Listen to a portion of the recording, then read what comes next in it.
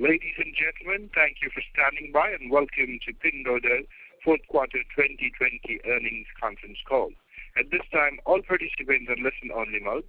After speaker's presentation, there will be a question and answer session. To ask questions during the session, you'll need to press star 1 on your telephone. Please be advised that today's conference is being recorded. I would now like to hand the conference with your first speaker today, Mr. Jason Chu. Thank you. Please go ahead, sir. Thank you, AJ. Hello, everyone, and thank you for joining us today. Pinduoduo earnings release was distributed earlier and is available on the IR website at investor.pinduoduo.com, as well as through Global Newswire services. On today's call, our CEO, Chen Lei, will make some general remarks on our performance for the past year and our strategic focus going forward. Our VP of Strategy, David Liu, will then elaborate further on specific strategic initiatives. Our VP of Finance, Tony Ma, will then take us through our financial results for the Q4 and fiscal year 2020 ended December 31st, 2020. So before we begin, I would like to refer you to our safe harbor statement in the earnings press release, which applies to this call, as we will make certain forward-looking statements.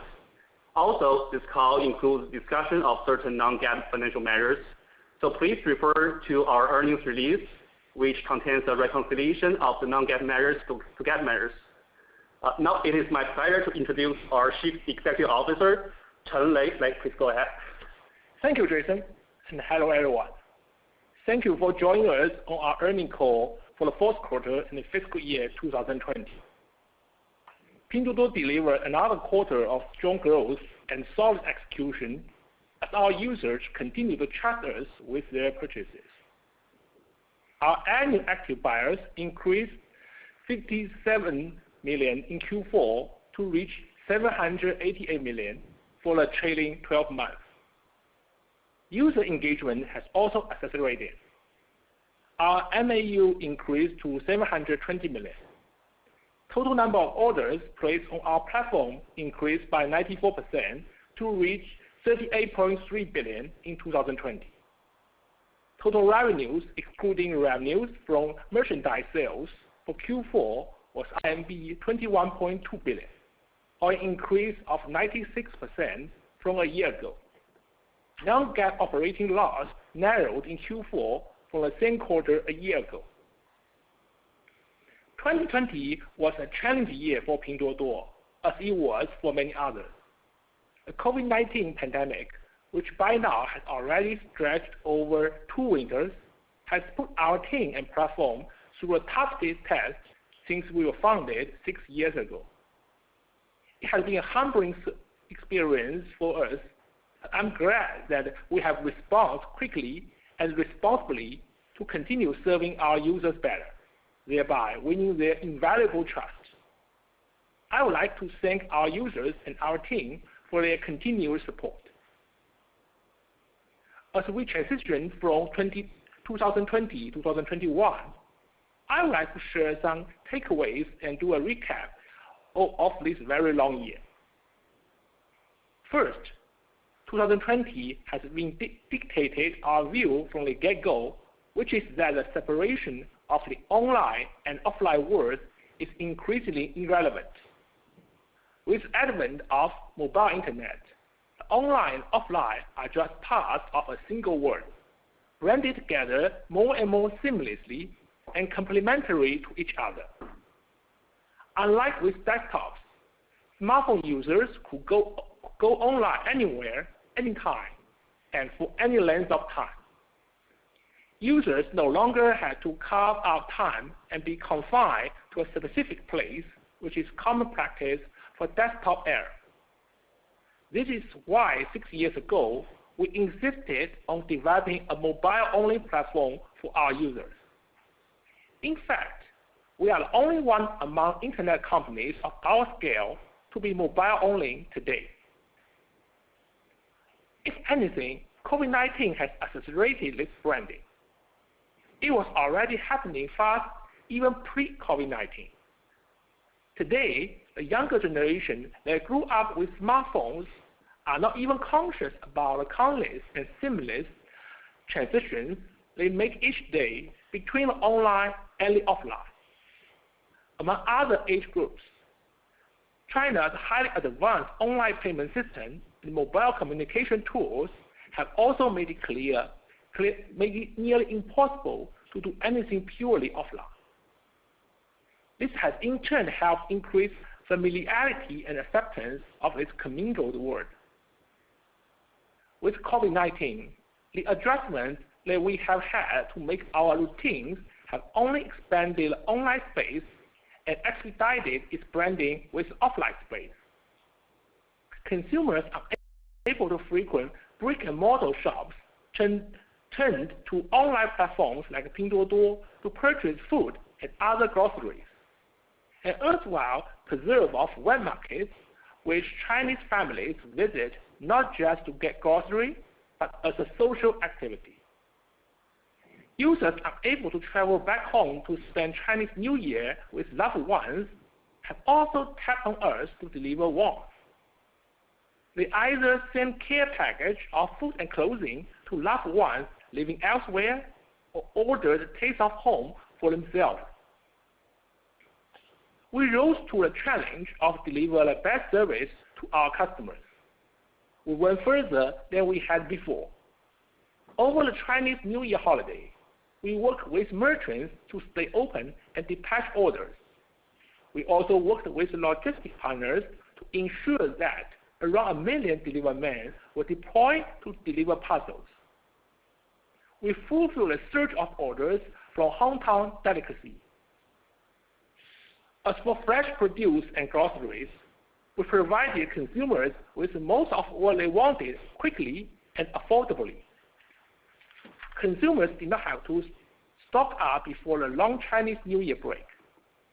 In this way, we help to fill a gap left by brick-and-mortar shops, thereby bringing values to our users.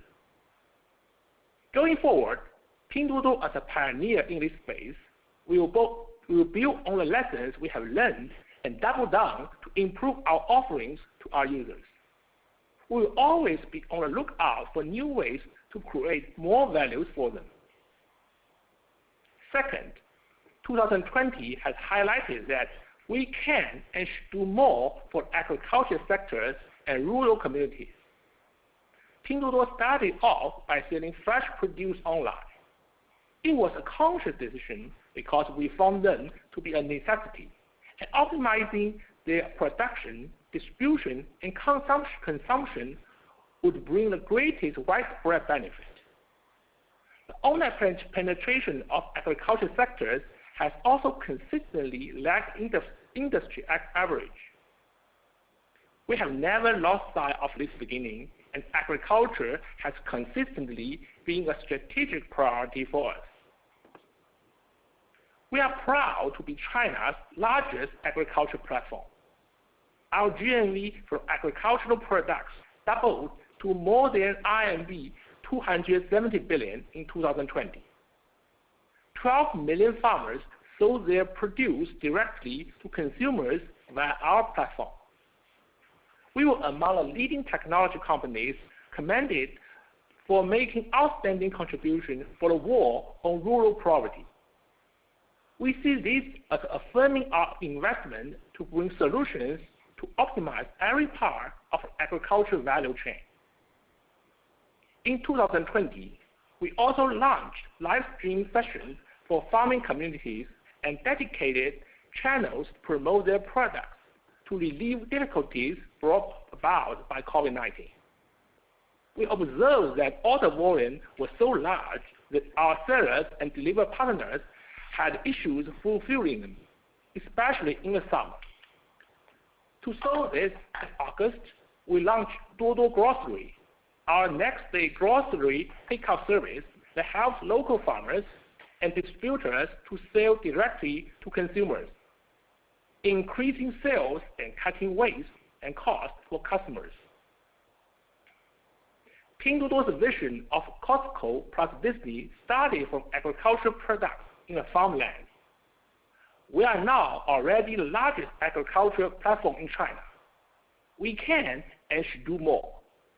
We hope that in the next stage, Pinduoduo will become world's largest agriculture and grocery platform, and make groceries sourced around the world affordable and available to our users. To this end, we aim to build up an agri-focused logistics infrastructure platform that will reduce waste, lower costs, and speed up delivery for agricultural products. This is a work in progress.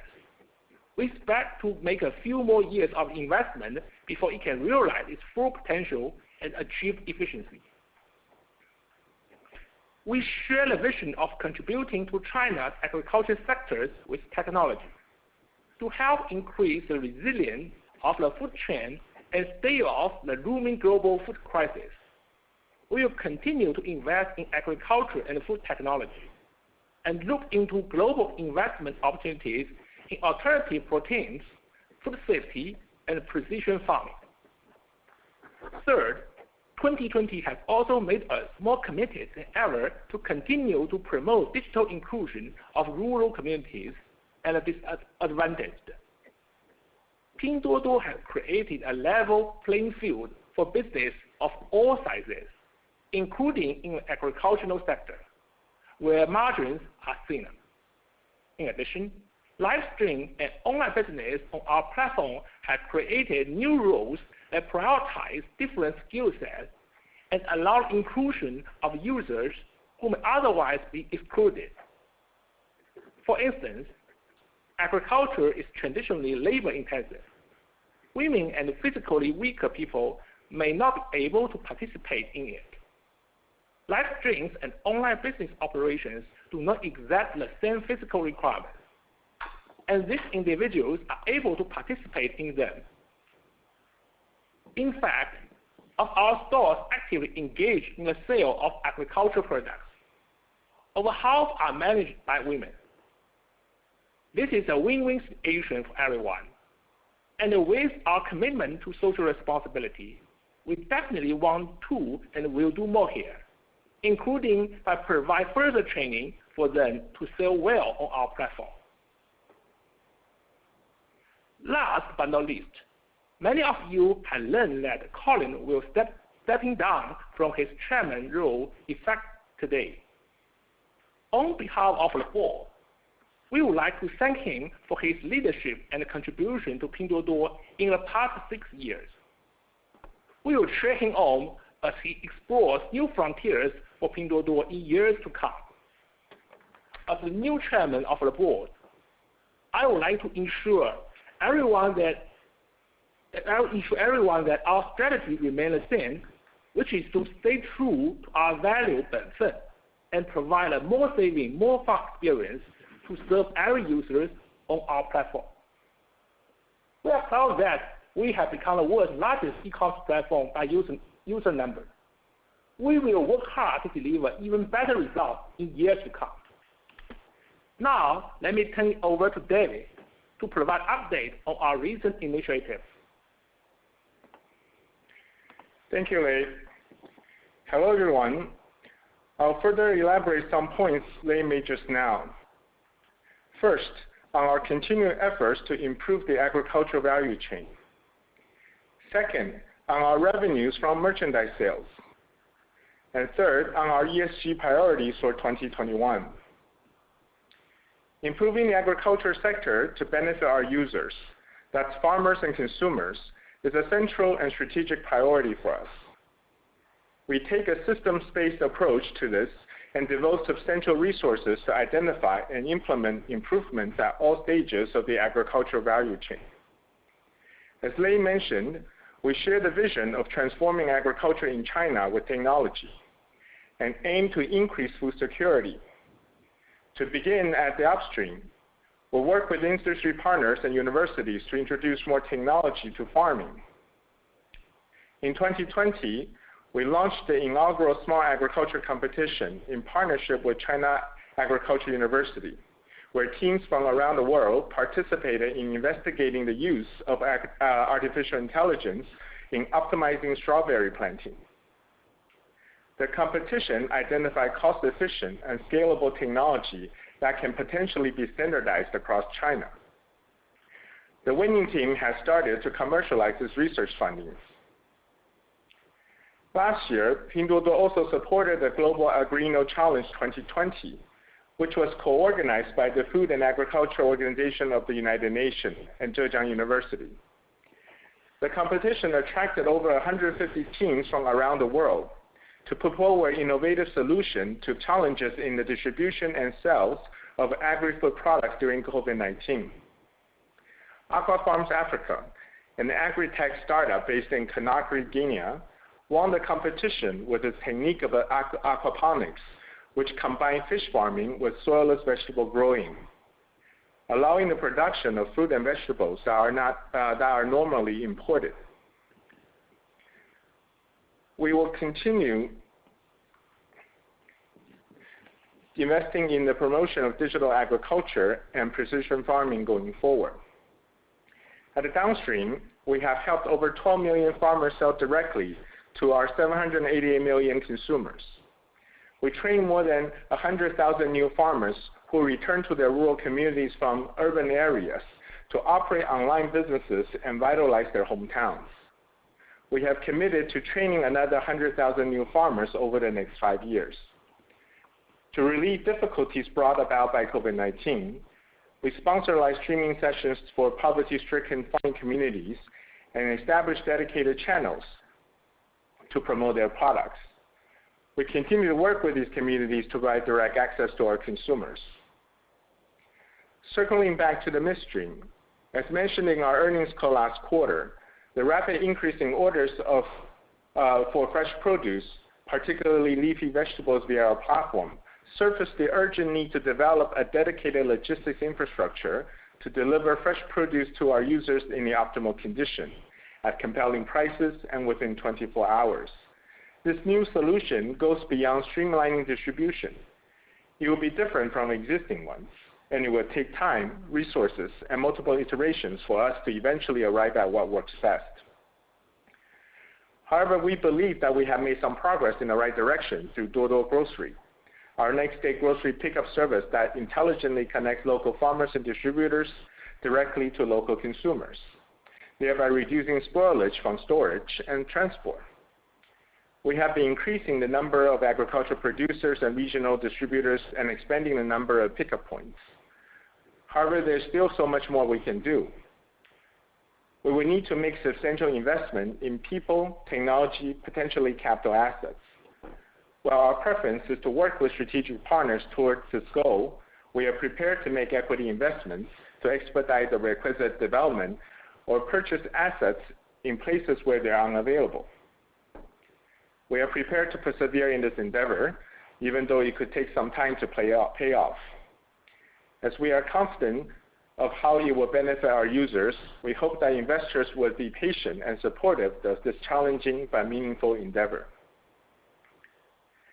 Next, I would like to say a few words regarding our revenues from merchandise sales. This quarter, you will have noticed that we are reporting an additional revenue line item, merchandise sales. This line item captures the revenues generated from the 1P trials we started last year. In our 1P trial, we aim to temporarily fill the gap of missing products our users need on our platform, while we look for merchants who can offer these products on our marketplace. We have no plan to grow this business.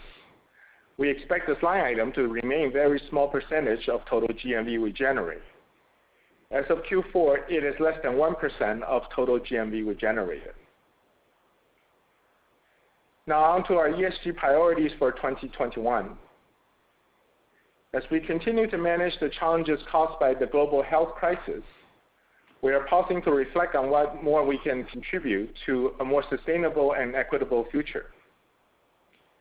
Specifically, we have identified the following ESG priorities for 2021. Firstly, continue to promote digital inclusion in rural communities. As China's largest agriculture platform with 788 million users, we firmly believe in playing our part to empower people and businesses to take part in the digital economy. Since our inception, we have connected farmers directly with consumers, coached them on setting up stores online, provided them with access to end demand, and helped them to increase household income, Our efforts have helped more than 100,000 young men and women return to their hometown and become e-commerce savvy new farmers. They have gone to become champions of digital inclusion, often catalyzing a multiplier effect and wealth creation for their local communities. We have also partnered with China Post and farmers cooperatives to bring agricultural products from remote areas to the national market to boost rural incomes. In this three-way collaboration, China Post local offices open online stores on Pinduoduo and source directly from agricultural co-ops. This approach has proven very effective in helping to tackle rural poverty. Looking ahead, we are continuing our efforts to work with local communities, regulators, and academics in modernizing farming practices. In addition, we see technology, such as the finding from our smart agriculture competition last year, to play a more central role in driving China's agricultural revolution. We also see investment opportunities in food and agriculture technology that we can help to extend across farms in China. Secondly, continue to empower women and the physically challenged. Pinduoduo's zero additional commission policy and our SKU-oriented recommendation approach creates a more level playing field for smaller entrepreneurs. We have seen many success stories on our platform from women and physically challenged entrepreneurs who might otherwise be excluded from the offline job market. As Lei mentioned, we are and will continue to provide more training to enable these entrepreneurs and look forward to helping them create further success stories on our platform. Thirdly, continue to make our service greener and more efficient. Pinduoduo is committed to protecting the environment. And as we mentioned in our ESG report last year, we're investing in technology and working with our logistics partners to optimize delivery route planning. We are also investing in research and development of green packaging design and materials. We're working with our merchants to eliminate excessive packaging and providing them with more suitable environmentally friendly solutions, such as different sizes and biodegradable materials. We see ourselves making a positive difference for the environment, especially as order volumes on our platform rise. Now let me pass the floor to Tony to discuss our financial results. Thank you, David. Now let me take you through our financial results for the quarter and fiscal year ended December 31st, 2020. Our annual active buyers for the last 12 months ending December 31st, 2020 grew by over 200 million from the end of 2019 to 788 million. Our MAUs in Q4 grew by 77 million from the prior quarter to reach 720 million, or an increase of 50% from the same quarter in 2019. Our MAUs in Q4 as a percentage of our annual active buyer exceeded 90% for the first time, which we see as a reflection that we are satisfying the needs of more users. Our last 12 months GMV for 2020 grew to RMB 1.67 trillion, representing 66% year-on-year growth. In comparison, our average annual spending per active buyer increased 23% to RMB 2,115. The lower rate of increase should be considered in the context of substantial increase of 203 million active buyers over the past year. Most of these new users are still building trust with our platform and have contributed less than a full year worth of purchases in 2020. We continue to observe that as our users season on the platform, they make purchases across more categories and increase their average spending over time in each category. We did observe an increase in purchase frequency in 2020, partly due to the grocery business we launched. In 2020, our platform generated a total of 38.3 billion orders, or an average of 49 orders per active buyer. This is an increase of 44% from a year ago. As the average order value of grocery are lower than our platform average, our AOV came down 15% to RMB 43.5 in 2020 as compared to RMB 51.1 in 2019. Please note that starting from Q1 2021, we will retire the disclosure of quarterly GMV. But we will continue to disclose full year GMV, which is the practice adopted by our peers. Since our IPO, when we were operating as a straightforward marketplace model, we have reported both quarterly and annual GMV on the same basis as our peers in order to provide the public with a meaningful barometer to assess our progress as a new market entrant. However, as the complexity of our business grows, quarterly GMV is increasingly less relevant to evaluate our overall business, nor is it reflective of our strategic priorities, especially when we do not manage our business against the quarterly GMV targets. As our revenues grow in scale, and with the introduction of new initiatives such as Pinduoduo Grocery and our 1P trials, we would encourage investors to focus on our P&L and cash flow metrics going forward to assess our ability to generate sustainable value. In terms of P&L, our total revenues in this quarter and December 31st, 2020 were RMB 26.5 billion, up 146% from RMB 10.8 billion in the same quarter last year. As David mentioned, we reported the revenue from merchandise sales of our 1P trials this quarter. While the contribution of our 1P trials to our GMV is negligible, we are reporting it as a separate line item as it accounts for 20% of our total revenue in Q4. To give you an apples-to-apples comparison, excluding revenue contribution from 1P trials, our total revenue grew by 96% to RMB 21.2 billion in Q4 2020. The main driver of this growth was our online marketing services. Online marketing services revenue was RMB 18.9 billion this quarter, up 95% compared to the same period last year, due primarily to an increase in merchants' recognition of our platform's capability to help them reach to their target buyers effectively and efficiently. Our merchants are spending more on our platform because of our constantly improving services and also the increasing user traffic.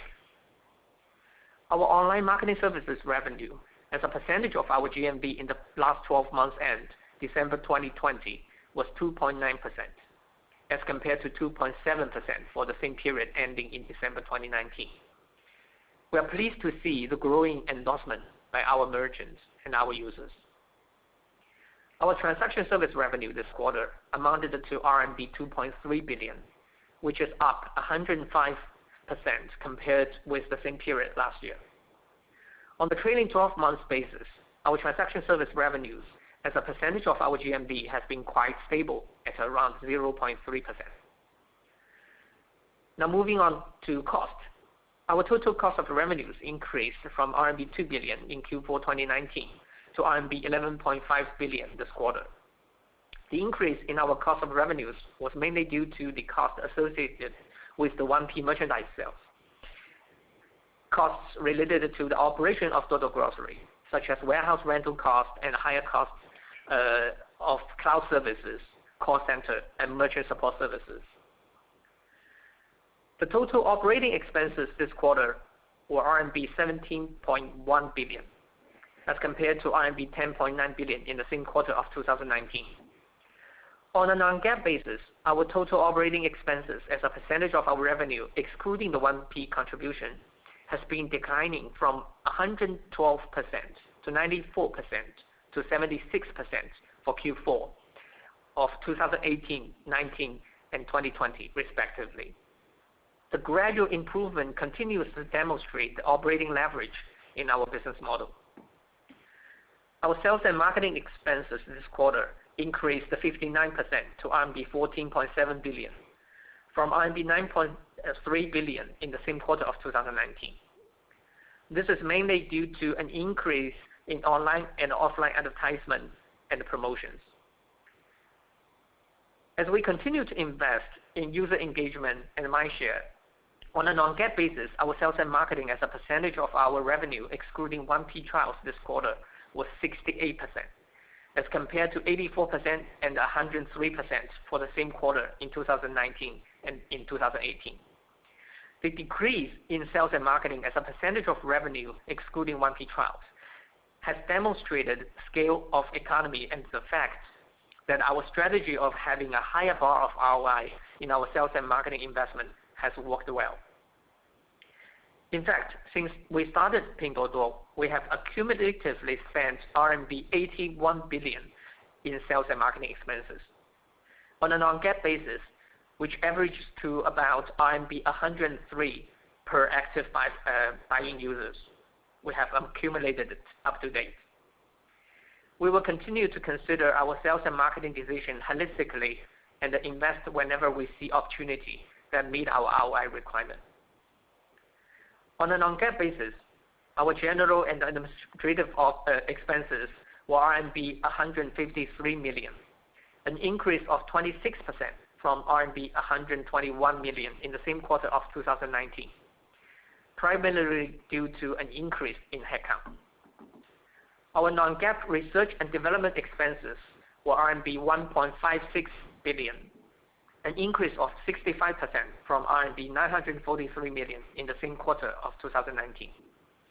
The increase was primarily due to an increase in headcount and the recruitment of more experienced R&D personnel, as well as an increase in the R&D related cloud service expenses. On a non-GAAP basis, our R&D expenses as a percentage of our revenue, excluding the 1P contribution, this quarter was 7.3% as compared to 8.7% for the same quarter last year.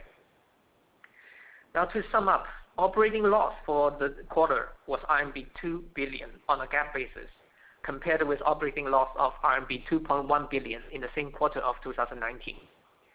Non-GAAP operating loss was RMB 1.1 billion, compared with operating loss of RMB 1.3 billion in the same quarter of 2019.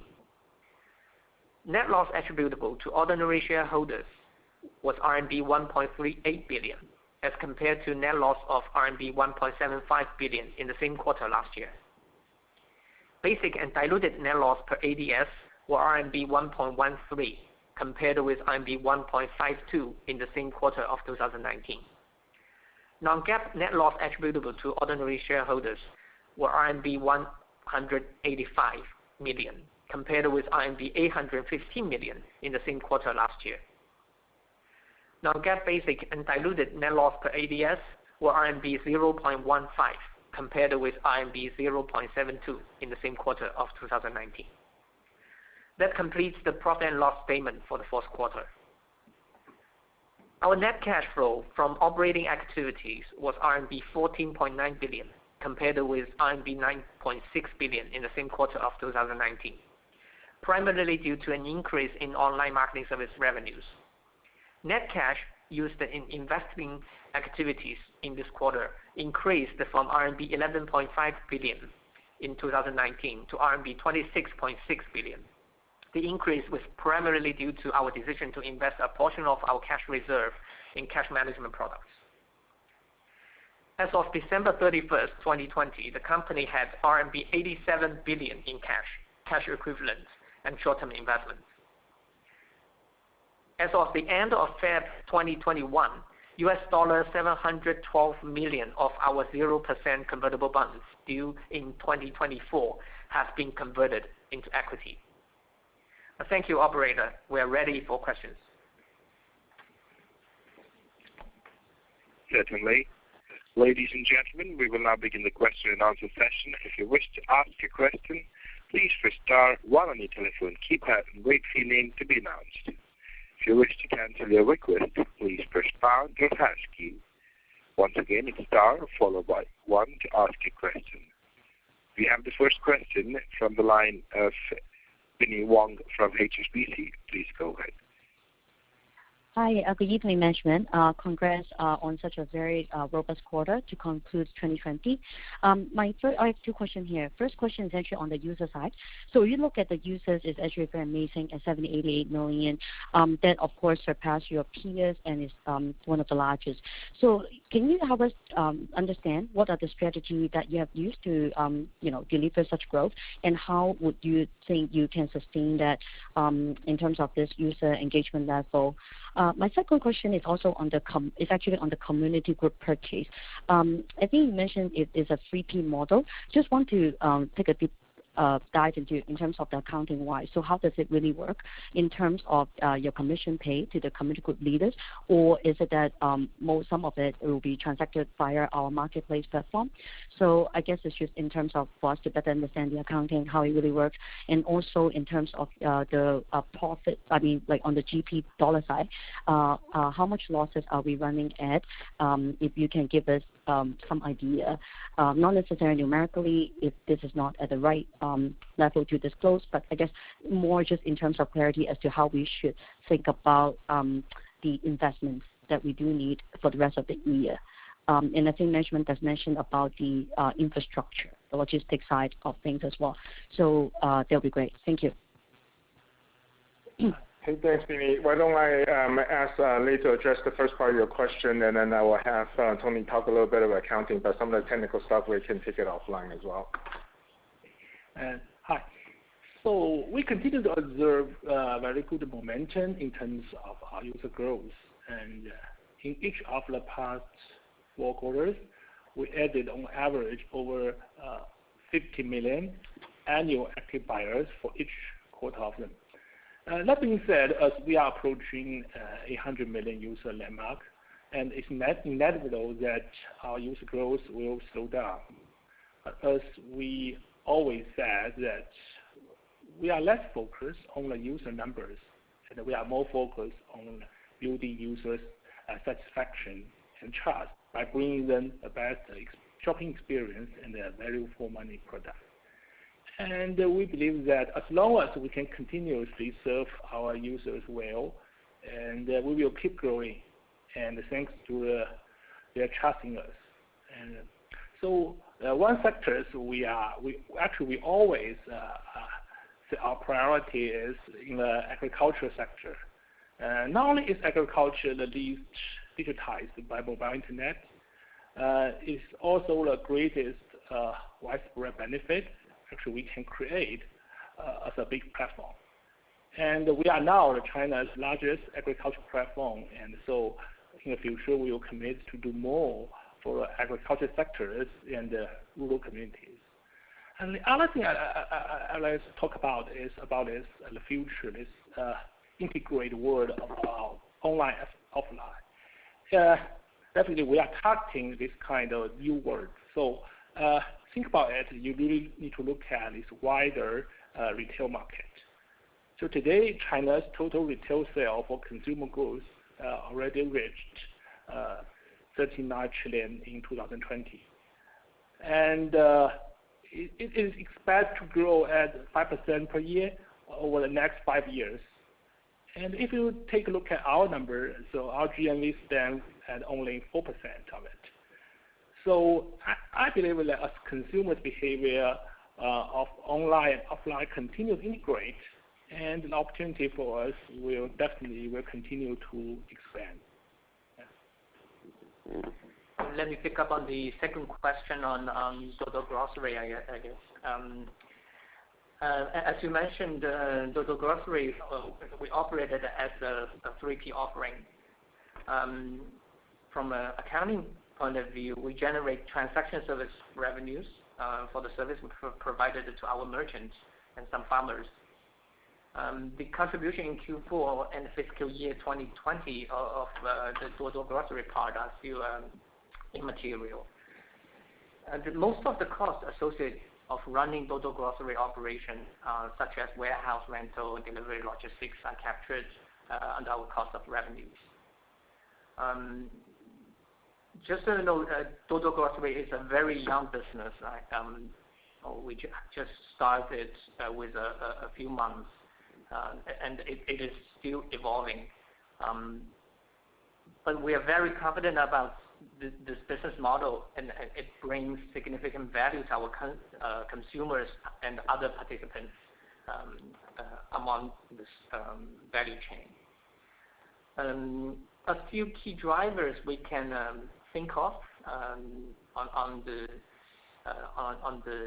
UE side. Let's take If we are able to streamline unnecessary layers of the distribution, and each layer traditionally would take up a meaningful markup. So a more efficient supply chain would also mean less spoilage. And all these factors putting together will definitely bring additional value to the stake for all the participants, the stakeholders, to share in this business model. But like I said, the development on the infrastructure, on the whole process will take time to be there. So at this moment, profitability won't be a target for us to set for Duoduo Grocery.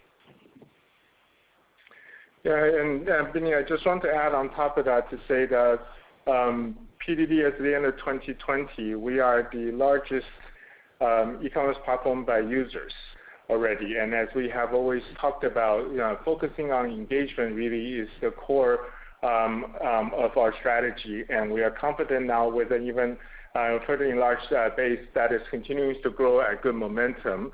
We should be able to drive even better engagement. And Duoduo Grocery really plays into that by giving us an additional access point to address the needs that we previously couldn't have. So we have high hopes for the Duoduo Grocery business because it is integral. It is an extension of our overall platform, and as the model evolves, I think the roles of the different constituents of the Duoduo Grocery ecosystem may also evolve as well. So stay tuned and bear with us. We think this could be tremendous opportunities. We're confident that we'll be able to execute, but it will take some iterations to find the perfect model. Why don't we move on to the next question? Thank you. The next question comes from the line of Thomas Chang from Jefferies. Please go ahead. Hi, good evening. Thanks, management, for taking my questions. I think in the prepared remarks, management comments about Duoduo Maicai has the merchandise sales, which is a 1P trial business, and it is not significant to the GMV. So I just want to get a sense about when the business is getting bigger and bigger, should we expect the merchandise sales continue to decline in absolute amount in coming quarters? And on that front, is it possible to give us some color about the GP margin of this 1P trial business, as well as the overall Duoduo Maicai GP margin as well? And my second question is about the GMV growth. I think management also talks about the focus on monetization. How should we think about the GMV per buyer going forward? Thank you. Sure, Thomas. I think you asked quite a number of questions in your two questions. So let me try to maybe take that in bits and pieces of it. The first thing I want to make clear, if there is any confusion, is that the merchandise sales business that we are reporting as an additional revenue item has nothing to do with Duoduo Grocery or Duoduo Maicai. So we are referring to as Duoduo Grocery in English going forward. So the 1P merchandise sales business has nothing to do with Duoduo Grocery. So I want to make sure that is very clear. The 1P business, as we mentioned, is because we have noticed that there are consumer demands on our platform, which we haven't been able to identify the appropriate merchants for. And we have to step in these situations temporarily to make sure that our users can find the product they want at the prices that they are looking for. Right? So because this is a temporary measure, we have no intention to grow this into a larger scale business. In the fourth quarter, the 1P business is less than 1% of our GMV, and I think you should expect that to stay as a small percentage of our GMV going forward. As to Duoduo Maicai, it is, as Tony mentioned, it is a very new business initiative, and the business model continues to evolve. I would say that the first thing I do want to take the opportunity to clarify is that The Duoduo grocery business itself is not a community group purchase business. It's important that the investors understand this distinction because it impacts, I think, your understanding of how the economics works. Right. So first of all, it is not a typical community group purchase because unlike group purchases, where neighbors or group leaders or store owners actually aggregates a group and earn a commission for organizing that purchase. With an active buyer base of 788 million users, Duoduo Grocery does not actually rely on community leaders to attract users. And users can just place order independently by themselves through our app.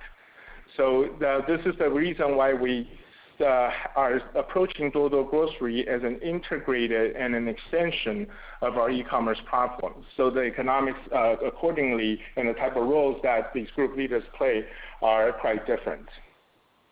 Second thing I would say is we introduced Duoduo Grocery to cater to that rising demand that consumers have for convenient, affordable grocery, and it is now available in 300 cities across China. The key part of this offering is really the agriculture-focused logistics infrastructure that we are working to build. And the idea here is to really reduce waste, to lower costs, and to speed up delivery of agriculture products. To that end, we are leaning on technology to achieve better quality control, better sourcing, better forecasting of demand, which can all reduce wastage and improve supply chain efficiency. We are working with third-party providers now to make strategic investment where needed to accelerate the build-out of the necessary infrastructure so we can achieve less than 24-hour turnaround time for the orders. We believe that as proven out in the last 5.5 years, as long as we remain laser-focused on anticipating and meeting the users' needs, they will continue to vote for us with their wallets. I think, Thomas, you also asked about gross margin trends. And with regard to the individual businesses, we're not going to comment on the specifics, but suffice to say that excluding the impact of our first-party merchandise business, which, as I mentioned earlier in my remarks, is still small, this business is loss-making. If we actually exclude the impact of the 1P business, the fourth quarter bottom line and margins are actually very much similar to the non-GAAP net margins we reported in the third quarter. And I think lastly, you talked about ARPUs or spendings per user. Look, I think without taking too much time, I would just say that with the user base that we have and with the focus that we are spending around engagement, we are very confident that as user activity grows, the availability of merchandise on our platform will grow. And as the users season on our platform, as we have seen in the past, they will continue to shop across more categories. They will make more purchases within those categories because as the trust level builds, that mind share, that market share or wallet share we have with them will also grow. So we are quite confident with the outlook on the ARPU. The way I would think about the monetization point you alluded to earlier, or let's say the 3.2% kind of LTM monetization you see in the fourth quarter, that really is an endorsement of the merchants seeing good conversion for their advertising spend. And that is only possible if the user activities are translating into sales. So let me actually stop there and then move on to the next question. Thank you, David. Certainly. The next question comes from the line of Alicia Yap from Citigroup. Please go ahead. Hi, thank you. Good evening, management. Thanks for taking my questions. I have two quick ones. One is I wanted to follow up what exactly is the item category in this 1P trial that we have? And then second is could management comment on the Duoduo Grocery performance? I know it is still early, but then how do you rate the performance so far for the fourth quarter? Is that in line, above, or below your internal expectation? Thank you.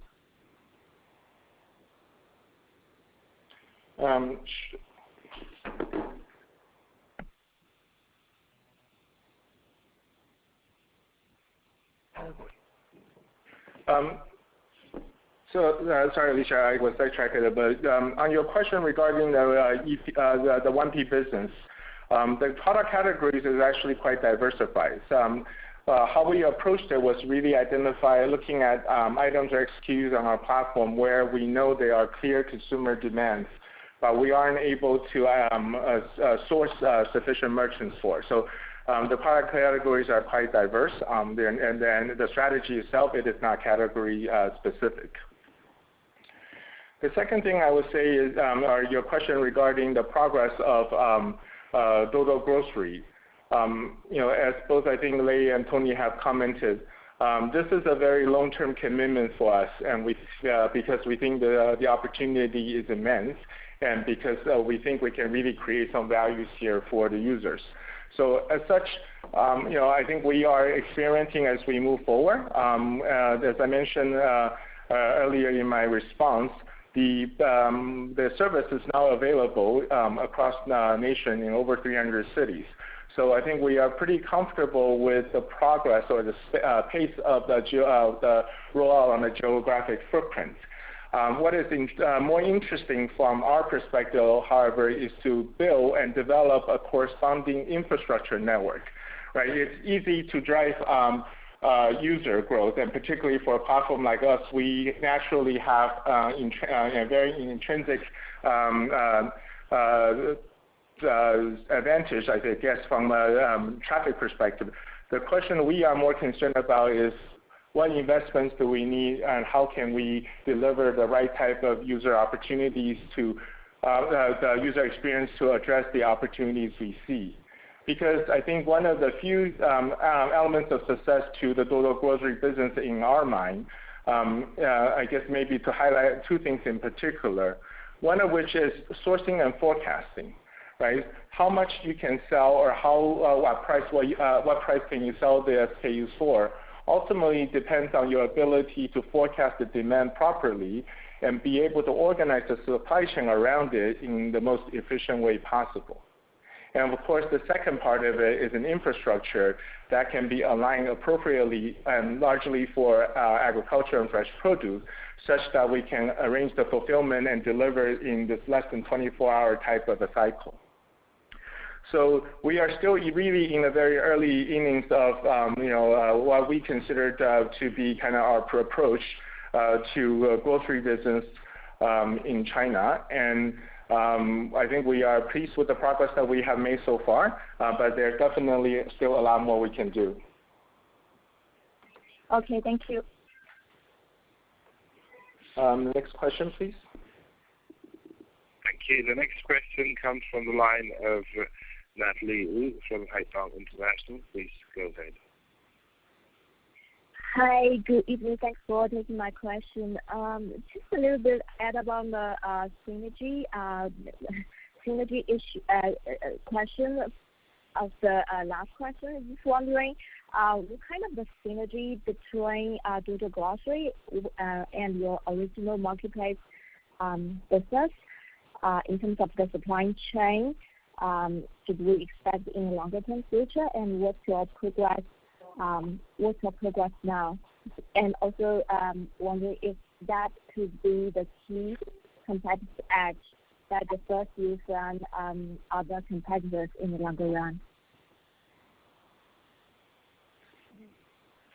Thank you, Natalie. So as we have discussed, we can see Dodo Grocery really as an integrated part of our marketplace, right? So it is an extension of the experiences that we can offer. It is an extension of our ability to address more of consumers' needs and use. From listening to what we have said about being focused on building our infrastructure, the idea is really to figure out how we can address their needs better. Both really continuing to leverage on the existing express delivery infrastructure network, as well as to develop this less than 24-hour type of fulfillment infrastructure for Dodo Grocery. if we can organize both of these delivery logistics very efficiently and actually be able to forecast and recommend the appropriate SKUs to consumers based on their desirable use case and fulfillment case, we actually see a lot of opportunities to drive synergy between the platform marketplace today and the Duoduo grocery scenarios.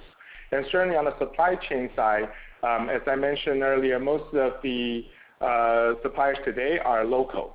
That said, there are 12 million farmers on PDD today who are sourcing and who are supplying to our users on a nationwide basis. These could all be potential sellers or suppliers into the Duoduo grocery scenario, provided that they have enough support around logistics and coordination. Right? So certainly over time, I think we see the infrastructure being able to support not only locally driven supplier, but on a nationwide basis to really leverage the supply chain available on PDD's marketplace that also extend beyond pure agricultural produce. And this is the reason why Lei in his remarks pointed out that we are, our vision is really to become China's largest agriculture producer, and by doing so in that process, become the largest grocer for the world. Got it. That's clear. Thank you.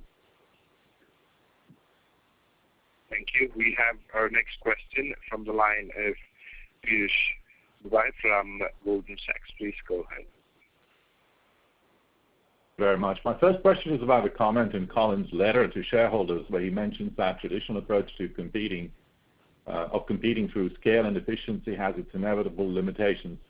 I wonder if you could elaborate, and in the interest of time, I wonder if you could talk through the impact of Duoduo Grocery on the broader business, i.e. when I look at your take rates, they're a record high of 323, and you expanded on that.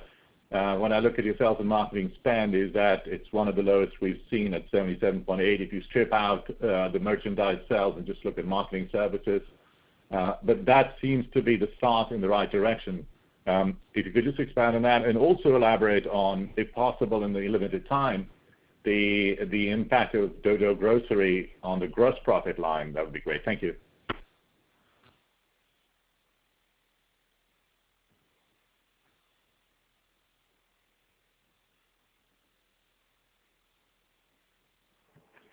Hey, Piyush, I think the way you should think about the Duoduo Grocery's impact on the business model overall is highly synergistic, right? In a sense that we now have an incremental scenarios of being able to fulfill the user's needs that we previously weren't able to address. So that increases our ability to address that need over time. And so because of that, we certainly expect the engagement overall on the platform to continue to improve.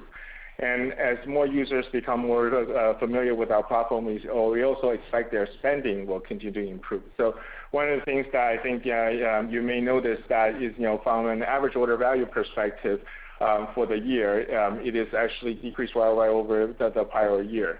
But you need to take that in the context of the significant number of user adds and also the increase in order numbers. So we are quite confident actually as the users continue to mature on our platform with the improvement in engagement level, this will continue to trend in the right direction and resulting in more operating efficiency that you have identified.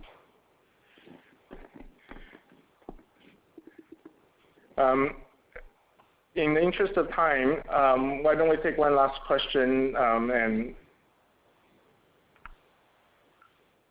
definitely. We have the next question from the line of Eddie Wang from Morgan Stanley. Please go ahead.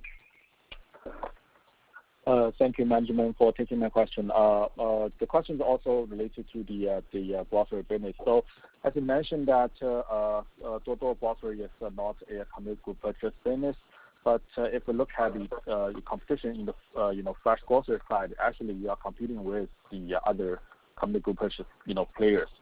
As you said that next step will be investing this kind of as a heavy warehouse and agriculture focused logistics. So just want to know your thoughts whether or not, in terms of this, all these players, they are, now the next, focus will be the infrastructure investment and user engagement instead of, the user acquisition, maybe, very aggressively in the past 6 months. And what's your view on the competition, in terms of fresh grocery, online fresh grocery in the, in this year? Thank you. Sure, Eddie, thank you for that. So we are obviously not in a position to comment on other players' strategy, but so I would say, instead let's focus on what we are doing, right? So if you look at what PDD is today, we are an e-commerce platform with 788 million users, highly active users at that, right? So the MAU for the quarter was at 720 million, so almost 90% of my annual active user. And we are confident that, the user engagement metrics will continue to trend. As we have communicated through the past quarters, growing user base has never really been our priority, but the entire year was really focused on engagement. But with better engagement, with better trust building on the platform, the user number have grown. We have seen very strong growth momentum in that. But as Lei mentioned, given the scale of our user base today, it's inevitable that user growth will start to trend down. And it's much more important that we are focused on engagement and focus on satisfying their needs on our platform. And then Duoduo Grocery provides us that opportunity to, or I should say, incremental opportunity to address that additional aspect of needs for groceries, for grocery on a more timely basis and at more compelling value. And I think it's important to recognize the fact that to do Duoduo Grocery appropriately, we as a platform do need to become more heavy. It is an operational heavier business. We are getting involved in warehousing operations. We're getting involved in delivery logistics operations. So the investments in offline operations will be an important part of the success factor.